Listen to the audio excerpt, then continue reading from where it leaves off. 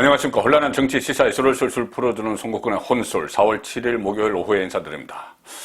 자, 오늘은 제가 이준석 국민의힘 대표 성상납 의혹에 대해서 말씀을 좀 드리려고 합니다. 원래 제가 이 문제가 불거진 지 물론 그 오래전에 대선 때도 한번 불거졌다가 잠복을 했죠. 그리고 다시 불거진 게 한 사흘 되는데 이 문제는 가급적 다루려고 하지 않았습니다. 왜 그러냐 하면은 너무 황당하고 또 민망한 일이고 문제를 제기한 쪽에서 좀 어떤 정치적인 의도가 있는 것 같고 그리고 뭐 이런 문제를 가지고 지금 정권 교체기에 어떤 시선이 분산되는 혼선이 일어나는 그런 일이 있을 것 같아서 지금 윤석열 당선인에게도 피해를 주는 그런 상황일 것 같아서 그냥 넘어가기를 은근히 이렇게 바라면서 이 소식을 전해드리지 않았죠. 자, 그런데 이것과 관련한 증거들이 나오고 특히 무엇보다도 지금 이준석 대표가 다른 일에 대해서는 뭐 민주당 초선 의원과도 뭐 티격태격 싸우고 다른 일에 대해서는 바로바로 반박을 하고 하는데 이 문제, 이 중요한 문제가 돼가고 있는데 이 문제에 대해서는 이런 방구 해명도 없기 때문에 이것이 지금 윤석열 정부가 새롭게 출발을 하는데 상당한 부담이 될 것 같은 그런 쪽으로 지금 흘러가고 있기 때문에 제가 소개를 안 드릴 수가 없습니다. 그리고 분석을 해드릴 필요가 있다고 느낀 거죠. 지금 지방선거가 있죠. 그런데 이준석 당대표 리스크가 다시 본격적으로 불거지기 시작을 했습니다. 오늘 민주당도 그냥 사태를 보고 있다가 논평을 내서 해명을 요구를 했습니다. 그리고 정권 교체기에 좀 불필요한 논란도 일어나는 것 같고 자칫하다가는 지방선거에 아주 치명상을 줄 수 있는 그런 문제이기 때문에 제가 정리하고 분석을 한번 해보겠습니다. 자, 이 문제는 대선 때 한번 불거졌죠. 아이카이스트라는 카이스트 안의 어떤 업체인데 그 업체의 김성진 대표라는 사람이 2013년에 그때 박근혜 정부 갓 출범했을 때죠. 그때 박근혜 대통령이 영입한 박근혜 키즈 이렇게 이야기를 했던 이준석에게 대전에서 어떤 성접대를 했다. 성접대를 하고 또 금품도 제공을 했다. 그런 논란이 일어났습니다. 그리고 그때 박근혜 정부의 서설이 펄을 때인데 그 박근혜 키즈라는 이준석이 마치 호가호위를 한 결과가 되는 것이죠. 정권 초기에. 그리고 나중에 이 박근혜 대통령이 실제로 이 카이스트에 들렀을 때 이 김성진 대표가 청접대를 했다는 김성진 대표가 운영하는 아이카이스트를 방문도 하고 이랬습니다. 자, 그래서 제가 한번 이것을 논평을 해드린 적이 있는데 그렇게까지 호가호위를 한 의혹이 있는 이준석이 박근혜 전 대통령 나중에 탄핵에 앞장서고 당대표에 출마했을 때 탄핵을 후회하지 않는다 이런 말까지 했죠. 자, 그것은 그때까지 상황입니다. 그리고 이것이 묻혀지는 듯 했는데 가로세로 연구소, 유튜브 가로세로 연구소 강용석 변호사가 이 문제에 대해서 증거 자료를 제출을 하면서 폭로를 했습니다. 그런데 폭로를 했는데 정말 믿기 어려운 그 증거 자료도 하나 같이 폭로를 했습니다. 뭐냐면 하나는 성접대 의혹이고 하나는 그 성접대를 무마하기 위해서 증거인멸을 시도를 했다. 그리고 마치 돈을 줘서 증거인멸을 하는 그런 녹취록이 지금 나와버렸습니다. 자, 아직 이준석은 여기에 대해서 아무 말이 없는데 이준석 성상납 의혹에 관한 음성 녹취록을 가세연에서 가로세로 연구소에서 공개를 했습니다. 만약에 이것이 정말 사실이라면은 지금 음성이 나왔습니다. 이것이 사실로 확인되면은 지금 이준석이 해명을 않고 있습니다. 이것은 이준석은 더 이상 정치 생명을 연장할 수 없는 상황이고 또 확실한 범법 혐의이기 때문에 수사를 받아야 됩니다.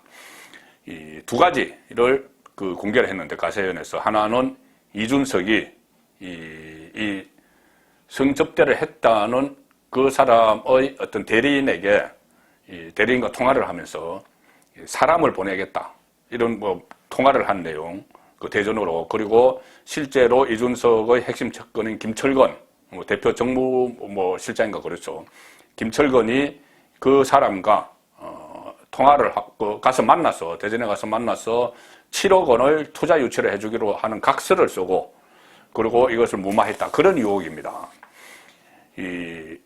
이준석이 작년 12월 27일에 밤에 한밤중에 10시 50분쯤입니다. 그때 성상납 당시에 그 의전을 했던 사람으로 의심이 되는 장모 씨와 직접 통화를 했습니다.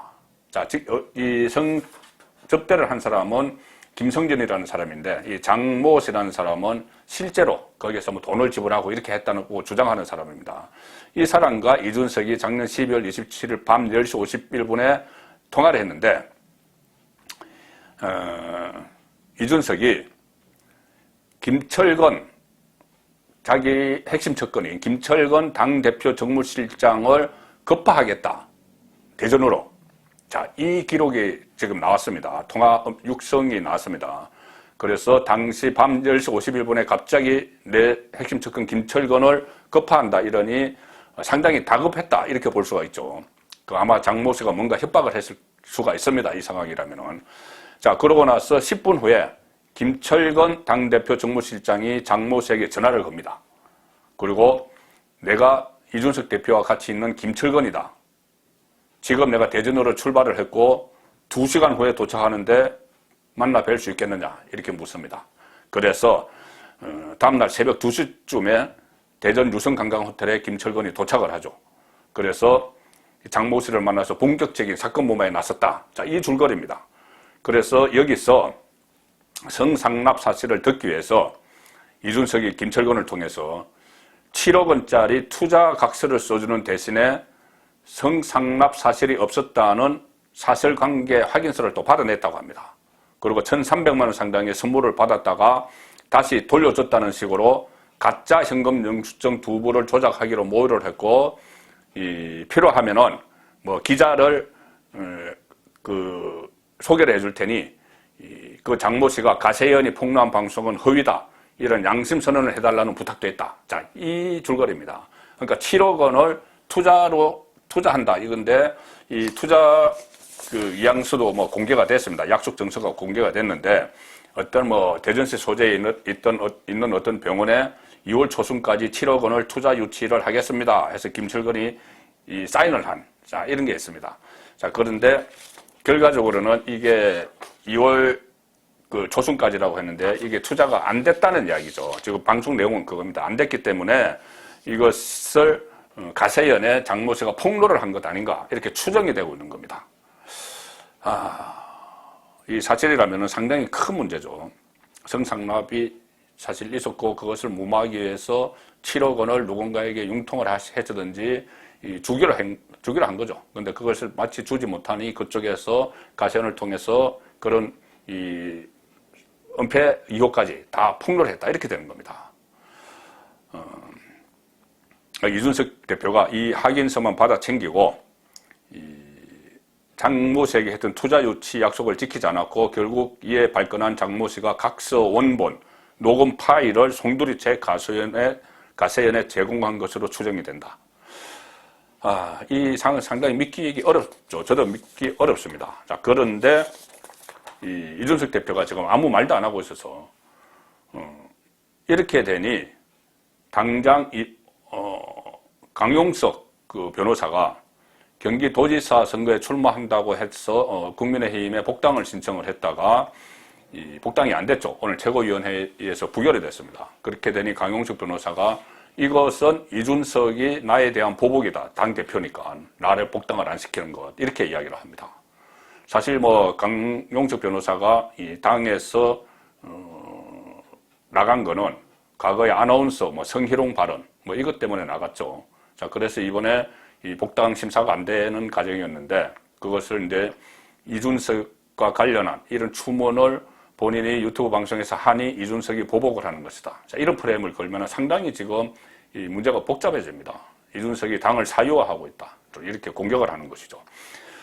심지어 어제는 윤석열 당선인 대변인이 바뀌었죠. 김은혜 대변인에서 배현진 대변인으로 바뀌었는데 배현진 대변인이 인수위 첫 정례 브리핑에서 이 관련 질문이 나왔습니다. 기자가 질문을 했는데 배현진에게 이준석 대표의 성상납 증거인멸 교사 의혹이 계속 제기되고 있는데 뭐 윤석열 대통령 당선인이 인지하고 있거나 입장이 있느냐 이렇게 물어봤습니다. 그러니 배현진 그 대변인은 당황하겠죠. 갑자기 인수위 브리핑을 하는데. 그래서 지금 당선인이 그 사안에 관해서 관심을 쏟고 집중할 시기가 아니다 이렇게 넘어갔습니다. 넘어갔지만은 이렇게 지금 계속 윤석열 당선인에게 부담이 되고 있는 상황인데, 자 마침내 어제 시민단체 자유호국단, 자유대한호국단이라는 시민사회단체가 그 이준석을 고발을 했습니다. 가세연 방송 내용을 보면 이준석 대표가 증거인멸을 시도했고 이것은 경찰의 업무를 방해한 것이다. 그래서 공무집행방해, 위계에 의한 공무집행방해 혐의로 경찰청에 고발을 했습니다. 자, 이렇게 되니 민주당이 가만히 있지 않겠죠. 민주당이 오늘 첫 반응을 보였습니다. 그래서 제가 이 방송도 지금 해서 설명을 드려야 되겠다는 생각을 한 것이죠. 더불어민주당 오늘 오영환 원내대변인 브리핑입니다. 부대변인도 아니고 원내대변인이 브리핑을 해서 이준석 대표가 성접대 의혹과 관련해서 증거인멸을 교사했다는 혐의로 경찰에 고발됐다. 조금 전에 고발된 것을 가지고 지금 민주당이 쟁점화시키기 시작하는 거죠. 자, 제1야당 대표이자 곧 집권여당 대표가 될 사람이 성접대도 부족해서 증거인멸을 교사한 것이 사실이라면 이는 대단히 심각한 문제다. 자, 이렇게 포문을 열기 시작했습니다. 자, 민주당이 이준석 성접대 의혹에 공식 반응을 보인 것은 이번이 처음입니다. 자, 지방선거에 대비해서 이준석에 대한 공세를 강화할 가능성이 상당히 높죠. 이준석은 당대표입니다. 지방선거 때 어떤 식으로든 역할을 하고 뭐 지방 유세도 다녀야 되고 지원 요새도 다녀야 되고 뭐 당 선대위도 뭐 꾸려야 되고 당의 그 윤석열 당선인이 선거에 뛸 수가 없고 지금 안철수도 이 선대위원장 맞지 않겠다고 했습니다. 그걸 이준석이 본격적으로 선거를 진두지휘에 해야 되는데 당대표니까 이런 상황에서 이준석이 어디 가서 무슨 말을 할 수 있겠습니까? 이것이 명확히 허위라는 것이 밝혀지지 않는 상황에서는 이준석은 지금 할 일이 없게 되는 거죠. 그리고 오히려 윤석열 당선인에게 또 6.1 지방선거에 엄청난 부담을 주는 겁니다. 그래서 지금은 이준석이 더 이상 이 문제에 대해서 입을 다물 일이 아니다. 입을 다물면 이것이 어물쩍 넘어가려고 생각을 하는 것 같은데 지난 대선에서도 그렇게 했기 때문에. 근데 이번은 사안이 또 겹쳤습니다.